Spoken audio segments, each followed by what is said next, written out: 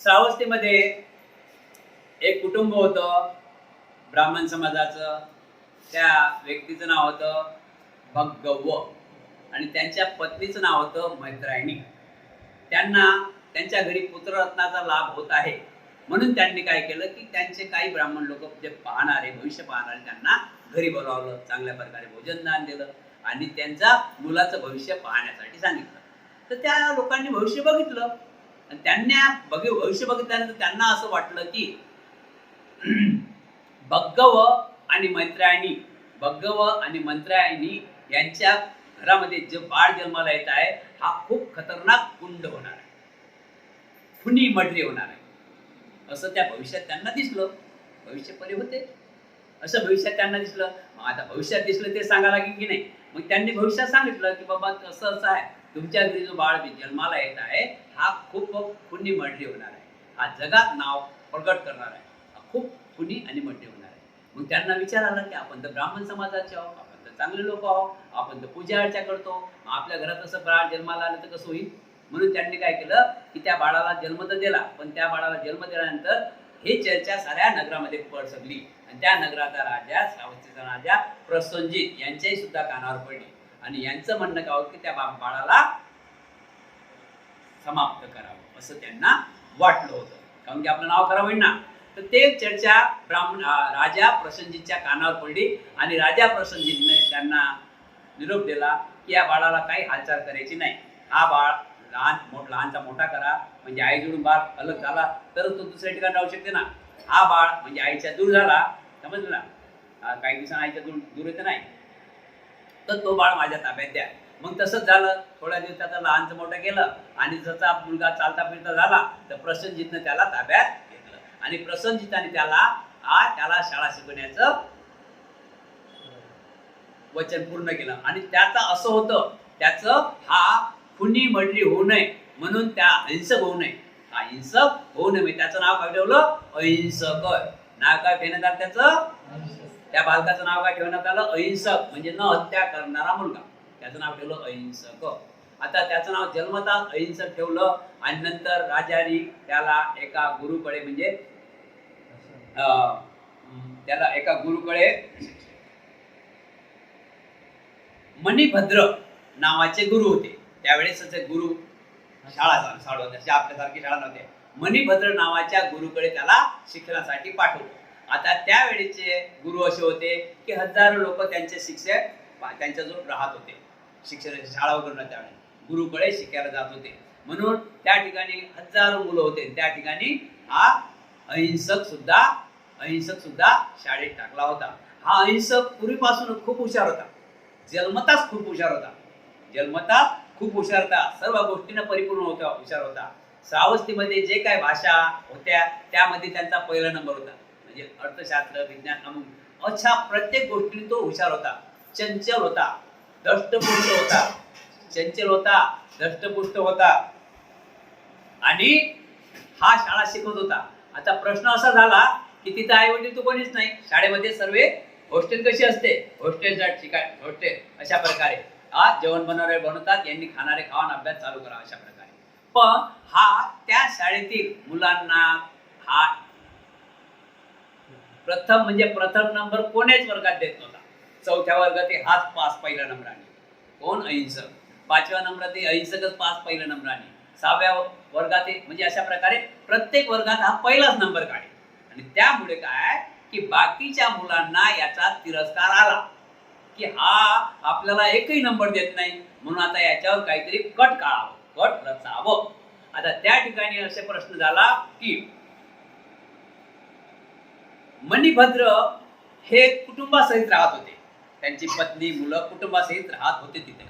आणि जे मणिभद्रची पत्नी आहे ते पत्नी या अंगुलीमालशी खूप प्रेम करत होती. म्हणजे कशा प्रेम करत होती माहिती आहे काय, प्रेम अनेक प्रकारचं आहे. बहीण भावाचंही प्रेम आहे, आई बहिणीचंही प्रेम आहे ना, बघतो ना, बहीण भावाचं प्रेम आहे, आई बहिणीचं प्रेम आहे, भावा भावाचं प्रेम आहे, पती पत्नीचं प्रेम आहे, प्रेम आलनातच नाही. तर हा अंगुली म्हणजे हा अहिंसक हा त्याच्या आईला म्हणजे मणिभद्रीय गुरु यांच्या पत्नीला सपोर्ट करत आहे, काय कामातून द्यायचा, आई हे आणू काय, आई ते करू काय, आई ते करू काय, अशा प्रकारे. मग आता सपोर्ट करायल्यानंतर ते आई प्रेम कोणावर करीन जास्त, बाकीच्या मुलावर करीन की याच्यावर करीन? मग त्या मुलावर, मुलासारखं आपल्या मुलासारखाच आहे, तर मुलावर प्रेम करत आहे आणि त्यालाही आईची ममता त्या ठिकाणी लागलेली होती. म्हणजे आता प्रेम कोणतं झालं? आई आणि मुलाचं. आता काही दिवसानं असं झालं, शाळा शिकत गेला 16 वर्ष चालू झालं. किती वर्ष? 16 वर्ष चालू झालं अंगुलीमालाला. तर त्या ठिकाणी अशी परिस्थिती निर्माण झाली की गुरु आई हे आजारी पडले थंडीचा, आणि शिक्षक वर्गात आणि घरात सारे मुलं पण, त्यांचे मुलं शिकायला. आई घरात एकटीच आहे ना, मग एकटी असल्या कारणाने हे एक दिवस अहिंसकनं बघितलं की आपली आई आजारी आहे, म्हणून यानं काय केलं, सुट्टीच्या टाइमला, सुट्टी असते की नाही, शाळेत सुट्टी होती की नाही 5 मिनिटासाठी, त्या टाइमला सुद्धा आईला बघायला गेला. आईच्या डोक्याला हात ठेवते, तर तापीनं फणफण आई. तर त्याचं शाळेत मनी आला होई काय, त्यानं काय केलं, पट्ट्या वगैरे जे काय लावतात ना, पाण्याच्या पट्ट्या वगैरे, मिठाच्या पट्ट्या लावल्या आणि चटकन आपला शाळेत निघून आला. आता शाळेत उशिरा आला हे त्या मुलांनी बघितलं, काही मुलांनी त्याच्या वर्गात, त्या मुलांनी, की हा कुठे गेला होता, का बरं लेट आला म्हणून. बरोबर आहे की नाही? तर दुसऱ्या सुट्टीत मग हा इकडे न जाता, या मुलासोबत न जाता अजूनही घरी गेला. मग यांनी लक्ष ठेवलं या मुलांनी की हा घरी कशाला जाते. तर यांनी घरी कशा जाते, तर त्यांनी या लोकांनी पिच्छा पकडला त्याचा, आणि आई झोपेल होती, तर हा आईचा पाय दाबत होता. आजारी आहे ना, डोक्यावर पट्ट्या बांधत होता, तापीत आहे ना आई. आईला पहिले त्यातले दवा काही काळा होता देतात तो दिला, आणि पट्ट्या मारून डोक्यावर पट्ट्या लावल्या, हे ते करून द्यायला, आईला चोपचाप करून द्यायला, आई आजारी आहे म्हणून. तर या मुलांनी बघितल्यानंतर यांच्या मनात दुसराच काही भाग निर्माण झाला, आणि त्यांनी लक्ष ठेवलं की आता हा जो विषय आहे आपण या गुरुला सांगू, म्हणजे हा गुरु यांना काढून दे. तर ठीक आहे, मग त्यांनी सांगितलं गुरुला. हा लेटच आला ना, मग गुरुला यांनी लोकांनी चुकली म्हणतात ना, खूप मोठी आहे. हे गेले गुरुजवळ आणि मणिभद्रे गुरुंना सांगितलं, गुरुजी तुम्ही इथं शिकवता, पण तुमच्या घरी काय चाललंय तुम्हाला माहित आहे का? असं म्हणता बरोबर समजून झाला किती कठीण गोष्ट आहे. गुरुजी तुम्ही इथे शिकवता खरं, पण तुमच्या घरी काय चाललंय तुम्हाला माहित आहे का? ते म्हणजे काय चाललंय म्हणे, बघा हा 3-4 दिवस झाले म्हणे अहिंसक तुमच्या घरी सुट्टीत जाते म्हणे, आमच्यासोबत येत नाही, सुट्टीत जाण्याने करते. तो गुरुंना खोटं वाटलं. तर ठीक आहे, खोटं वाटलं तर म्हणे, बघा आम्ही तुम्हाला खोटं वाटलं आम्ही सांगतो, तर तुम्ही डोळ्याने बघा म्हटलं तर ठीक आहे. नंतर दुसऱ्या दिवशी सुट्टी झाली, आई थोडी बरी होऊन राहिली तरी, पण दुसऱ्या सुट्टी झाली आणि अहिंसकनं तसंच केलं, घरी निघून गेला. जसा घरी निघून गेला तसं मुलांनी सांगितले, गुरुजी या आमच्यासोबत. आणि त्यावेळेस ते दरवाजे खिडक्या कसे होते माहिती आहे ना, खड्या लावून घरातलं सर्व काही तिथं अशा प्रकारे दरवाजे खिडक्या होत्या, काय बांधकाम होतं ते पक्क्या वगैरे असेल, समजते की नाही भाषा. तर अशा प्रकारे त्यांनी त्या खिडकीतून पाहिलं, तर अंगुली आपला हा अहिंसक त्याच्या आईला असं चोडता तिथंच आईच्या पायावर पडला. म्हणजे पाय कापता आई त्याच्या तो तिथंच लुटकला पायावर. हे गुरुजीने बघितलं. आता गुरुजीने बघितल्यानंतर तर सत्यच आहे ना, मुलांनी सांगितलं हे सत्य आहे, गुरुजीच्या मनात पक्की गाठ बांधली आहे की.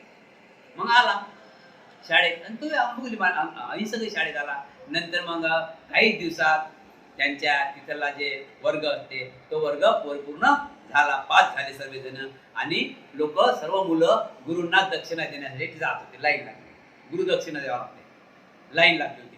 सर्वांची लाईन आली, कोणी काय दिलं गुरुला दक्षिण, कोणी काय दिलं गुरुला दक्षिण, असं घेता चाललं. आणि नंतर आला अहिंसकचा नंबर आला. खूप हुशार, खूप तगडा, दांडका, हरणारे पकडणारा मुलगा. आणि त्याचं जे शिक्षण प्रसिद्धीत राजाने केलं, पण त्याच्याजवळ जो काही द्यायचं होतं त्यावेळेस ते धन त्याच्याजवळ नव्हतं. मग तो हा उभा राहिल्यानंतर अहिंसक उभा राहिल्यानंतर गुरुला म्हणते की महोदय, गुरुवर्य, आचार्य, तुम्ही सर्वांनी तुम्हाला गुरुदक्षिणा दिलेली आहे, आणि मी आलो आता, मला काय गुरुदक्षिणा द्यावी तुम्ही सांगावं. म्हणजे मी काय देऊ तुम्हाला गुरुदक्षिणा, माझ्याजवळ तर काही नाही एवढं आहे ना, कारण की शिक्षण कोणी केलं त्याचं प्रसिद्ध जायचं, माझ्याजवळ तर काही नाही. तर ठीक आहे, तर या गुरुच्या मनात कपट होता, याची हत्या करणार.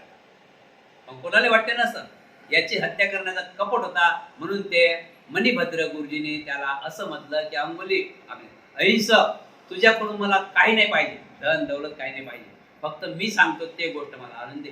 आता त्यावेळेची जबानच अशी होती की जबान दिली म्हणजे ते मागं सऱ्याची नाही, असे पक्के गोष्टी जबानीचे वचन पक्के होते त्यावेळेचे.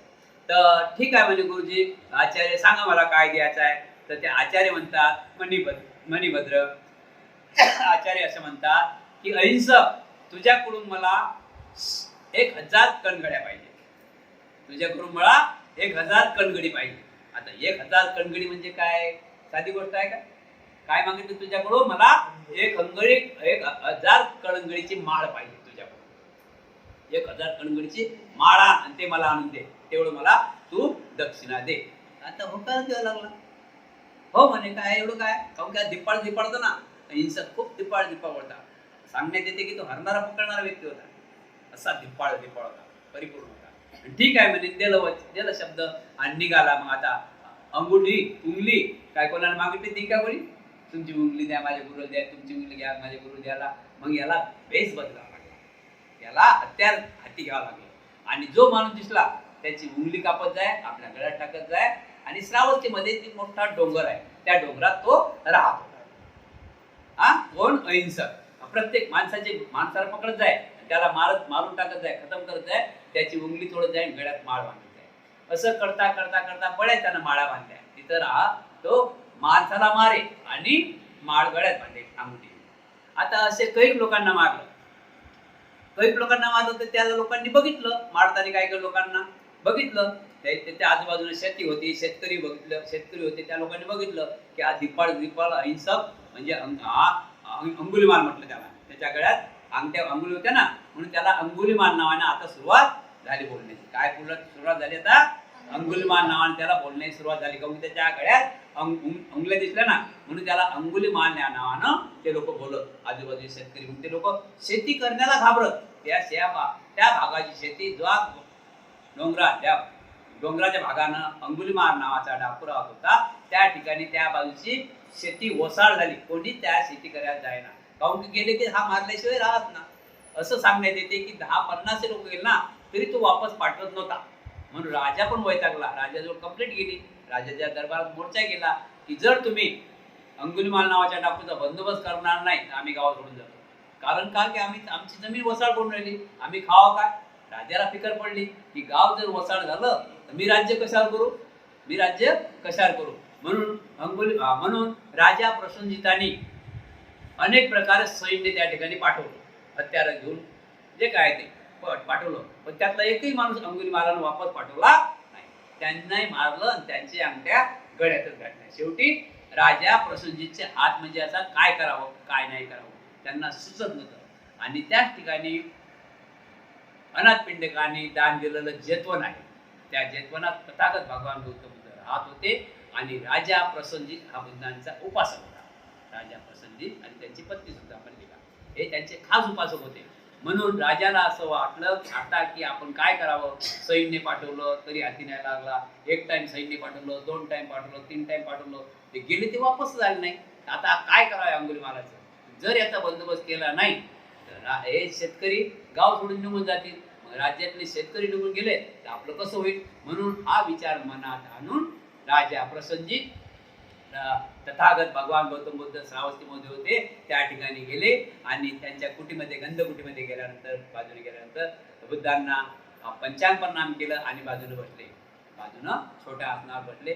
त्यावेळेस तथागत भगवान गौतम बुद्ध म्हणतात की राजा प्रसन्नजित एवढे चिंतग्रस्त काय, काय तुमच्यावर कोण्या राजाची स्वारी येणार आहे, काय कोणी तुम्हाला लुटण्यासाठी येणार आहे. त्यावेळेस प्रसन्नजित राजे म्हणतात की महाराज बुद्ध मला कुठल्याही प्रकारे कोण्या राजाची भीती नाही आणि कोण्या दुश्मनाची भीती नाही. फक्त मला एक भीती आहे की माझ्या नगरीमध्ये म्हणजे आपल्या नगरीमध्ये अशा डोंगरावर अंगुलीमाल नावाचा डाकू राहत आहे. आता हा अहिंसक आहे कोणाला माहित नाही, अहिंसक आहे कोणाला माहित नाही. बरं त्याचं नाव काय झालं? अंगुली. त्यानं ड्रेसच बदलला ना, गुंड झाला, ड्रेस बदलला ना, त्यामुळे ते ओळखू येत नव्हता. दाढी वाढली, हे वाढली, ते वाढली, कसं ओळखू येईल. तर त्यामुळे काय झालं की राजाने सांगितलं की बुद्धो आपल्या नगरीमध्ये अंगुलीमाल नावाचा डाकू आलेला आहे आणि तो लोकांना मारते आणि त्याच्या अंगोट्या कापून गळ्यात टाकते. त्याच्यासाठी, त्याला मारण्यासाठी व त्याला पकडण्यासाठी मी खूप काही सैन्य पाठवलं, पण जे सैनिक पाठवलं त्यातला एकही माणूस वापस आला नाही. जर मला असं वाटते याचा बंदोबस्त तुम्हीच करू शकता आणि आपला नगर तुम्हीच वाचू शकता, बुद्ध तुम्हीच वाचू शकता, म्हणजे तुम्हीच याचा बंदोबस्त करू शकता. त्यावेळी बुद्धाने सांगितलं की राजा जा, उद्या मला भेट. राजा जा, उद्या मला भेट. सकाळी तथागत भगवान गौतम बुद्धांनी भिक्षापात्र हाती घेतलं, आपली संगाटी खांद्यावर टाकली, संगाटी खांद्यावर टाकली आणि त्या रस्त्याने निघाले. जिथं अंगुलीमाल राहत होता त्या रस्त्याने निघाले.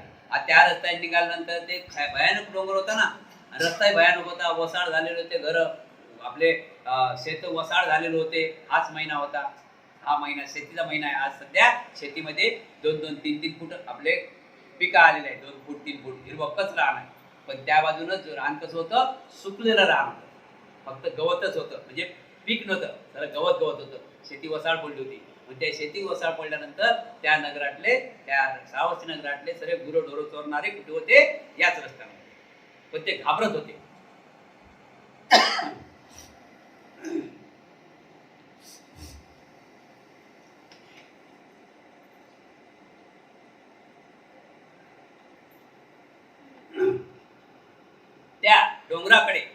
त्या डोंगराकडे पागल माणूस सुद्धा घाबरत होता जायला, की जर पाहिलं अंगुलीमालानं तर आपल्याला मारल्याशिवाय राहणार नाही. पण बुद्ध बिंदासपणे, सिद्धार्थ गौतम बुद्ध बिंदासपणे भिक्षापात्र हाती घेऊन त्या रस्त्यानं आपल्या पायाने चालले होते. आता पायाने चालत असताना काही गुराखी होते, कारण की ते वसाड रान होतं ना, सरळ गवतच होतं. गुराढोरांना काय झालं होतं, पीक पाणी काय नव्हतं. ते गुराखी, बकऱ्या चारणारे, काही वगैरे दुसरे काही कामं करणारे लोक म्हणत की हे तपस्वी, बुद्धांना काय म्हणत, हे तपस्वी तुम्ही त्या रस्त्यानं जाऊ नका, त्या रस्त्याने तुमचा घात होणार आहे. कारण का, की त्या ठिकाणी त्या रस्त्यावर अंगुलीमाल नावाचा क्रूर डाकू, त्याला दया नाही मया नाही, क्रूर डाकू आहे, तो तुमची हत्या केल्याशिवाय राहणार नाही. आता त्यावेळी झाले होते त्याच्या गळ्यामध्ये 999 अंगठ्या. किती अंगठ्या? 999. म्हणजे किती माणसं मारले त्यांनी? 999. एका माणसाची एक अंगठी. एका माणसाला 4 अंगठ्या असतात का? एका माणसाची एक अंगठी. त्याला 999 माणसं मारले होते. अंगुलीमालांनी 999 माणसाची माळ, त्याच्या अंगठ्याची माळ त्याच्या गळ्यात होती. आणि तो डोंगरावर उंच झाडावर बसे आणि त्याला सर्व माहीत पडे की या रस्त्या, म्हणजे कोण्या रस्त्याने कोणी, चारही रस्ते त्याला दिसत होते. तो डोंगरावर राहत होता, कोणाच्या हातीच लागत नव्हता. दाट अरण्य होतं, कोण जाईन त्या दाट अरण्यात. आणि तो बरोबर वरते झाडावर राहून त्याला ते सर्व दिसे, कोणी कोण्या रस्त्यात आहे, कोणी कोण्या रस्त्याने येते, असा पाहून तो खाली उतरे आणि त्यांना मारून टाकायचा आणि त्यांचा अंगठी कापून आपल्या गळ्यात टाकायचा. आता बुद्ध रस्त्याने चालले आहे. बुद्धाचे कपडे तर माहित आहे, काष्टे वस्त्र, कसे शांतप्रमाणे चालले. आणि यानं बुद्धांना वरून बघितलं. याला वाटलं की माझ्या गुरुची गुरुदक्षिणा आता फारच लवकर मी देत आहे, कारण की हा पळणाराही नाही, तपस्वी आहे. हा व्यक्ती जो आहे, हा काश्य वस्त्रवाला आहे ना, हा पळणारा पण नाही. याला मस्त आपण शांतपणे आरामशीर धरू आणि त्याला मारून टाकू आणि त्याची अंगठी कापू, आपल्या गळ्यात टाकू आणि आपल्या गुरुची दक्षिणा चुकती करण्याला आपला आता काहीच वेळ लागणार नाही. अशा हिंमतनं तो खाली उतरला आणि बुद्ध चालले. तो धावत येऊन राहिला, तर बुद्ध थोडं पुढे गेले ना, हा धावून राहिला. एक समजा 10 फुटाचं नाही, 30-40 फुटाचं अंतर धरूया. बुद्ध आपल्या पायाने चालतात, हा अंगुलीमाल नावाचा डाकू धावते तरी त्या बुद्धाला हात लावू शकतो. थकला घाबरला आणि तलवार त्याच्या त्याच्या हाती. शेवटी थकला म्हणजे थांब तपस्वी थांब. त्यावेळेस बुद्ध म्हणतात की अंगुलीमाल, मी कधीचा थांबेला, तू आता थांब. तुझ्यामधलं मनुष्य जीवन सत्व म्हणजे ममता, दया मया ममता करुणा मैत्रीशील तुझ्याकडे आहे, पण तू घरपटलेला आहे, तू दुसऱ्याचं सांगण्याने हे काम करत आहेस, तू थांब. त्यावेळेस तेवढ्या बुद्धाच्या शब्दाने त्याच्या मनात करुणा निर्माण झाली. म्हणजे बुद्ध आता मला वाचवा. बुद्ध म्हणतात वाचवतो, एक काम कर. बुद्धाने सांगितलं की एक समोर झाड आहे, त्या झाडाचे 3 पानं तोडून गेला धावत. हत्तीला हरणाला पकडणार होता ना, गेला धावत आणि 3 पानं तोडून आणले. बुद्ध डबल म्हणतात की अंगुली तू आता एक काम कर. कोणतं काम? हे झाडाला वापट लावणे. हा म्हणजे बुद्ध असं कसं होईल? हा म्हणजे आता असंच पाप केलाय तू. आता काय करतं? तुझ्यामधलं मानवी जीवनसत्व जिवंत आहे. जर तुला माणूस बनायचं आहे तर माझ्यासोबत येऊ शकतं. त्यानं होकार दिला की बुद्ध आता मला वाचवा. आणि त्याच ठिकाणी बुद्धांनी यही भिक्खवे म्हणून त्याचं स्वागत केलं, त्याला सोबत आणलं आणि त्याला चांगल्या प्रकारे भिक्खू बनवलं. चांगल्या प्रकारे भिक्खू बनवलं आणि जेतवनात ठेवलं. दुसऱ्या दिवशी सकाळी राजा आला, सांगितल्याप्रमाणे दुसऱ्या दिवशी सकाळी राजा आला आणि विनंती करायला लागला. नमामी केलं, विनंती करायला लागला. बुद्धो, तुम्ही सांगितलं होतं, मी आज आलो. तर अंगुलीमालाचा काही बंदोबस्त झाला काय? आता अंगुलीमाला आले त्या रोजी त्यांचं मुंडन केलं, काश्यपचं दान केलं, मोठी मोठी दाढी वाढली होती, नख वाढले होते. हा किती वर्ष झालं झालं नख सर्व वाढलं होतं ना. नख वाढले, दाढी वाढली, कसा तरी भयानक दिसे. आणि नंतर शिवरमध्ये आला कसा दिसे? दिप्पाळचा दिप्पाळ होता, कसा दिसायला लागला. आणि एका बाजूने बुद्धांनी बसवलं एका खोलीत आणि राजा प्रसिद्धीत आला. आणि प्रसिद्धीत राजा म्हणते, बुद्धो, तुम्ही केला काय अंगुलीमालाचा बंदोबस्त? बुद्ध म्हणतात, हो केला बंदोबस्त. पण राजा, तुला त्याला समोर दाखवलं, तू त्याला दंड का देशील सांग. म्हणजे तू त्याला किती दंड देशील? कारण की 999 लोकांची हत्या केली, तू तर दंड देशीलच. पण तू दंड कोणता देशील हे सांगा आम्हाला. तर बुद्ध म्हणता, राजा म्हणते, मी तुम्हाला दाखवतो, त्याला दंड देतो सांगा, माझ्या ताब्यात आहे. तर त्यावेळेस राजा म्हणतात की बुद्धो, मी त्यांना जर तुमच्यामध्ये चिवर घेऊन असते, भिक्खू झाले असतील, तर मी त्यांना लागलेल्या वस्तू, सर्व काही वस्तू गरजा पुरवीन त्यांच्या. फक्त मला दाखवा. गरजा त्यांच्या पुरवीन, फक्त मला दाखवा. आणि बुद्धांनी आपल्या इशाऱ्यांनी अंगुलीमालाला जवळ बोलावलं. त्यांचं नाव अंगुलीमाला ठेवला. अंगुलीमालाला जवळ बोलावलं आणि बोटाने दाखवलं राजाला की हाच तो अंगुलीमाल. आता राजाला भरोसा नव्हता. थरथर सुटला, अंग सुटलं, घाम फुटला. हा एवढा हत्यारा आणि राजाच्या समोरच बसवला आता बाजूनं. तर राजाला असा घाम फुटला. राजाला काय बोलावं सुचेना, काय करावं सुचेना. बुद्ध म्हणत, ओळखलं काय? ओळखलं म्हणत, बोलणं पण बरं वाटत नाही. कसं बोलतील असे मोठ्या दिप्पाळ त्यांचं दंड काय, हे काय, ते काय. जबरदस्त व्यक्ती होता. आणि राजा म्हणे, राजाला बुद्धाने सांगितलं, ओळखलं काय? आता हो तर मनात लागेल. पण राजाची मनात थोडी शंका होती. म्हणजे बुद्धो, मी काय यांना विचारू शकतो काय? विचारा ना म्हणत, काय आमने सामने लाभ आहे ना, आता विचारा. तर राजाने प्रश्न केला आपलं मनातील शंका निर्माण करण्यासाठी. की प्रश्न असा केला अंगुलीमालाला की महोदय, तुमच्या आईचं नाव काय? त्यांनी सांगितलं, माझ्या आईचं नाव मंत्रायणी. म्हणजे बरं साधारण बंद झालं. दुसरा प्रश्न केला की तुमच्या पित्याचं नाव काय? त्यांनी सांगितलं की माझ्या पित्याचं नाव भग्गव. माझ्या पित्याचं नाव का भग्गव. आणि अशा प्रकारे सांगितलं. आणि त्यांना विश्वास बसला आणि 3 टाइम पंचांग परिणाम केला त्या अंगुलीमालाला आणि सांगितलं, तुम्हाला जे काही वस्तू म्हणजे जे काही गरजा असतील ते मी पुरवण्याची हमी ठेवतो. आणि निघून गेले.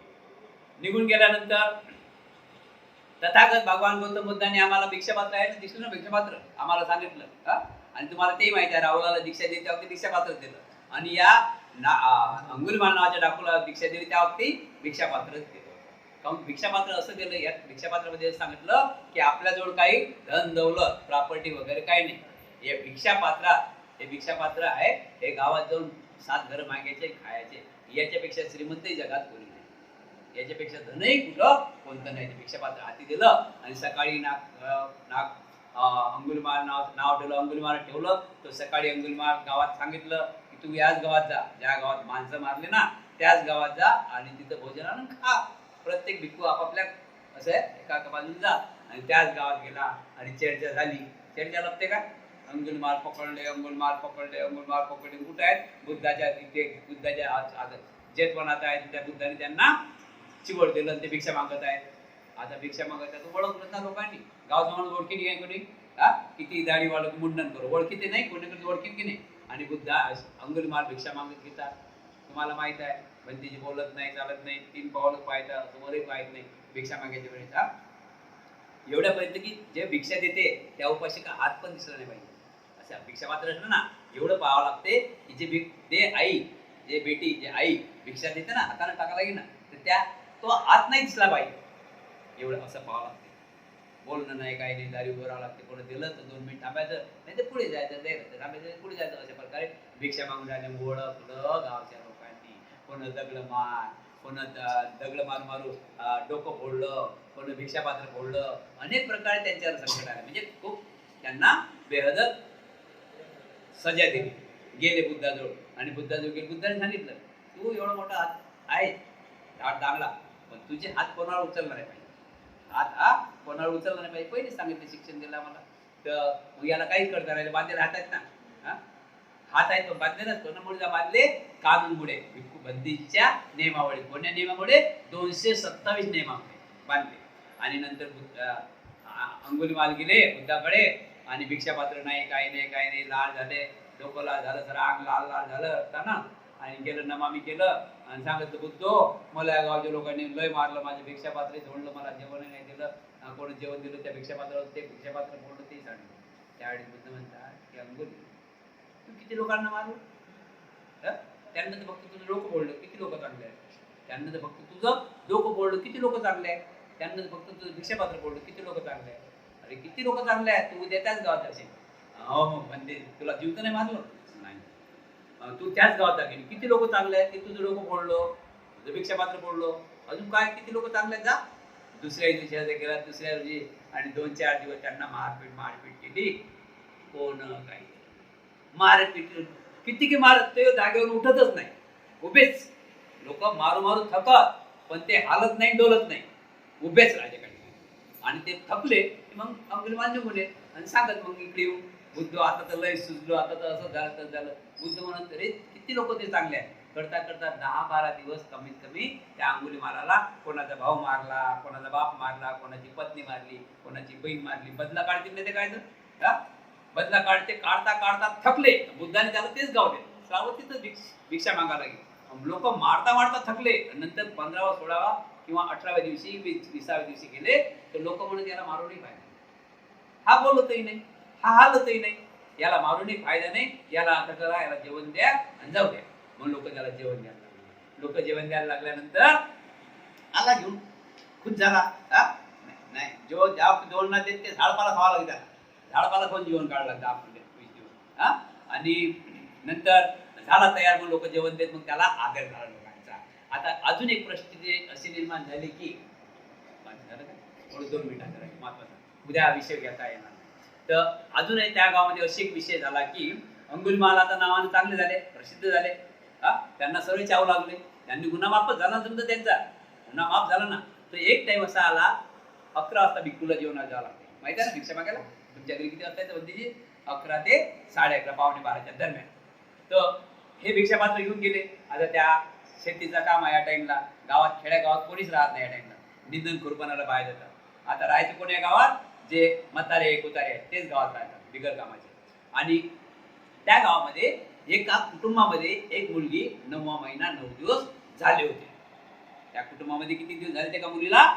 गर्भवती ती 9 महिने 9 दिवस झाले. म्हणजे तिची डिलिव्हरी होत होती, पण ती डिलिव्हरी व्हायच ना, तिला वेदना होत होता. आणि त्याच ठिकाणाहून हा जात होता भिक्षा मागायला. कोण? अंगुलीमाल. आता अंगुलीमाल करुणामय होत पहिलाच होता. तो हुशार होता, बुद्धिवान होता आणि शाळेत शिक्षणाची बुद्धिवान होता. पण काय त्याने दीक्षा घेतली, काय त्याने काम केलं वाईट काम? त्याच्या गुरु त्यानं काम केलं काय? त्याच्या गुरुमध्ये काम केलं. म्हणजे तो खूप चांगला भक्त होता. नंतर त्याला तिथं रडपड चालली, अशा म्हातारा कुतारा बसलाय तिथं, रडपड चालली. याच्या कानावर शब्द आला, रळ्याचा पळ्याचा. हात धावत गेला आणि काय झालं ते म्हातारा म्हणे, चल इथं काय काम आहे तुझं? म्हणजे डिलिव्हरी बॉय ते माणसाचं काम आहे का? बरोबर आहे की नाही? चल इथं काय काम आहे, चल इथे काय बघतो असं गुळगुळू. आता त्याने ते मुलगी रडे, तो ते पाय की मुलगी कशाने रडते. आणि कोणी सांगितलं की आता हे मुलाला जन्म देत आहे, पण गावात दवाखानाही नाही, कोणी करणारही नाही आणि माणसंही नाही. या मुलीला जर वैद्याकडे नेलं तरी उचलून न्यावं लागेल गाडी घोड्यात, आणि सर म्हातारा कुतारा बाहेर तिथं पडेल आहे. मग याला विचार आला, यानं मनात विचार केला की बुद्धांनी मला 227 नेम दिले म्हणून, नाही तर एक हातावर या मुलीला घेतो दवाखान्यात देतो 3 किलोमीटर नेत होता ना. बस तिला हात लावता येत नाही, स्त्रीला हात लावता येत नाही, कोणीच नाही भेटली, कोणाला हात लावता येत नाही. तुम्ही नमामी करता तर आमच्या पायावर पडता का? मुडकं ठेवता का नाही ठेवत? का नाही ठेवत? नेम माहित आहे की भिक्खूच्या 2 फूट अंतरावर नमामी करावं. भिक्खूला टच नाही झाला पाहिजे. अशा प्रकारे आम्हाला कसं हात लावते भिक्खू लोकांना. तर याला विचार आला की मी काय एवढं पाप केलं नाही केलं तो सोळा. आता मला पुण्याचा भाग आहे, या मुलीला मी दवाखान्यात नेऊ शकतो, 3 किलोमीटर गाव आहे, नेऊ शकतो उचलून माझ्या बगलीत लहान मुलासारखं, एवढा तर दुपाड होता. पण करावं काय? बुद्धाने सांगितलं हात नाही लावायचं. वैतागून गेले, घाई घाई घाई घाई गेले बुद्धाकडे. आणि नमामी केलं म्हणे, बुद्धो हे काय केलं तुम्ही? हा, माझ्या समोर एक मुलगी एडली म्हणतात ना, एडली मुलगी, वेदना होतात तिला, प्रसूतीच्या वेदना होतात, आणि तिथं दवाखान्यात जायला कोणी माणसं नाही, सोबत न्याय माणसं नाही. आणि तुम्ही जर म्हटलं असतं ना, तर तुम्ही जर मला म्हटलं असतं ना की तू अशा टाइमला कोण संकटात साथ दे, तर म्हणत मी एका मिनिट म्हणजे असा 10 मिनिटात तिथे पोहोचवलो असतो. बुद्ध म्हणत ते काय गोष्ट आहे मोठी, ते काय गोष्ट आहे मोठी? हा, तुला हात लावायचं काय काम पडलं? तुला हात लावायचं काय काम पडलं? म्हणून मी काय करू? त्या मुलीला दवाखान्यात जायचं आहे. मग त्यावेळी बुद्ध म्हणतात की जा तू, जा तू, तुला हात लावायचं काम नाही, तू जा. कुठं आहे मुलगी? म्हणे अमक्या गावात, म्हणजे अमक्या नगरात. जा म्हणे तिथं आणि सांग, असं म्हण तिथं जाऊन की हे भगिनी, हे भगिनी, मी माझा जन्म झाला तेव्हापासून, लक्षात ठेवा शब्द, हे भगिनी, तिथं जा, ते रडत पडत आहे तिथं जा. हा 5 मिनिटात गेला ना अंगुली, तिथं जा. आणि तिथे गेल्यानंतर असं म्हण त्या मुलीला बघून, तिच्या चेहरा बघून, असा मुलीला बघून म्हण, हे भगिनी, माझा जन्म झाला, माझा जन्म झाला तेव्हापासून मी मुगीची हत्या केली नाही, मी मुगीची हत्या केली नाही. त्या सत्यवचनानं तुझं मंगळ, त्या सत्यवचनानं तुझं मंगळ. आता याला राग आला, म्हणे बुद्ध हे काय, मी तर 999 लोकांची माणसाचे कसं केले, मी असं कसं म्हणू, मी असं कसं म्हणू? तर बुद्ध म्हणत त्यावेळेस तू अंगुली माळ डाकू होता, आज अंगुली नावाचा भिक्खू आहे. आता तुझा नवीन जन्म झाला. तर त्यावेळेस गेला आणि तिथं गेल्यानंतर धावत गेला, गेल्यानंतर म्हणते भगिनी, मी माझा जसा जन्म झाला तेव्हापासून जन्म झाला, हा नवीन दुसरा जन्म आमचा, जसा माझा जन्म झाला तेव्हापासून मी कोणाची हत्या केली नाही, हत्याचं काय, मुंगीची हत्या केली नाही. त्या सत्यवचनानं तुझं मागवलं. आणि तिकडून आवाज आला, आवाज कसा तिकडून असं म्हणता बरोबर, त्या कसा आवाज आला माहित पडलं ना, बाळाचा जन्म झाला. म्हणून आजच्या जयमंगल अष्टकातामध्ये 4थी गाथा आहे आपली, माहिती आहे का? मुखीत कग्गमती अर्थ सुधारुनंतं धावंती योजना पतंगुलमालवंतं एतंबुषेक विदना इतंबुषेक विदना जितवा मुनंदो तंते तसा भवतु ते जयमंगलानी. या भगवान अंगुलीमाल नावाच्या डाकूच्या सत्यवचनाने तुम्हा सर्वांचं कल्याण हो, मंगल हो, मंगल हो, सुखी हो.